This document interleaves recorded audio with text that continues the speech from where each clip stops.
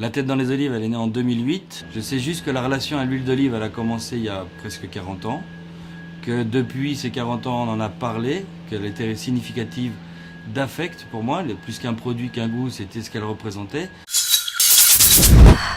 La chance que j'ai eue, c'est de rencontrer l'huile qui était produite sur la parcelle de Marco, mais aussi l'huile qui était produite sur la parcelle de Paola, qui est la tante. Qui en fait est la même parcelle, c'est pas la même orientation. Et c'est deux huiles qui sont différentes. Et moi, cette diversité, c'est quelque chose qui me semblait riche. Une olive, pour pouvoir faire le fruit, elle a besoin d'une autre variété. Plusieurs variétés, pour moi, ça veut dire plusieurs informations.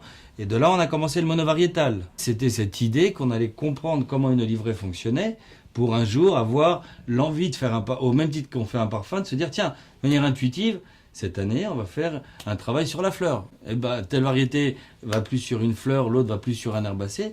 Et on se dit, tiens, on va faire des pourcents d'olives.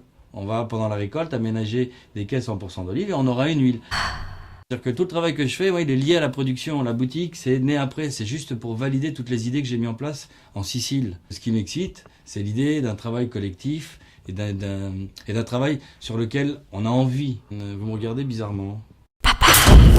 Les huiles sont sur des tables prestigieuses, que ce soit de la haute gastronomie ou de la bistronomie en France, sur les pays limitrophes à la France aussi, Monaco, l'Allemagne, en Italie, ça c'est la chose très jolie. C'est-à-dire que maintenant je fournis les huiles à Palerme, à Mazara del Vallo, à Marsala. L'huile de Papa Sapiens, c'est les deux variétés qui composent en fait le livret de Millet. Il y a la Biancolilla et la Nocella. On a travaillé sur le monovariétal de Biancolilla, qui est une huile avec un herbacé très délicat, beaucoup de longueur. Je dirais que sur la mise en bouche, on a des notes qui peuvent rappeler la violette, quelque chose que je trouve très élégant. En revanche, sur la Nocella, là, on va être sur des arômes beaucoup plus marqués, un herbacé beaucoup plus dense, plus de complexité, avec des longueurs qui vont sur de l'artichaut, et après vraiment du fruit sec. Qu'est-ce qu'on va retrouver chez moi? J'ai travaillé sur la tomate séchée, je me suis inventé l'aubergine séchée, je me suis inventé le kaki séché, tout ce que je pouvais sécher et qui donnait une valeur intéressante par rapport à ce qu'on avait en existant. Moi, j'ai dit, ouais, on tente. Sapiens.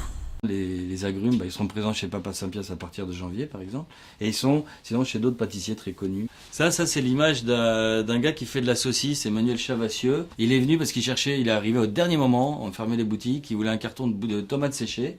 Puis on s'est mis à parler, et comme ça, je l'ai amené au Capre. Il a rencontré les Capres de Linoz, ceux qui font la saucisse.